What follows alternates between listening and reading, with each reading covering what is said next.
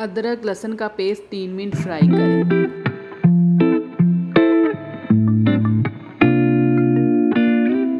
दूसरी साइड पे चावल उबालने के लिए साथ ही पानी रखें जब तक चिकन फ्राई होता है।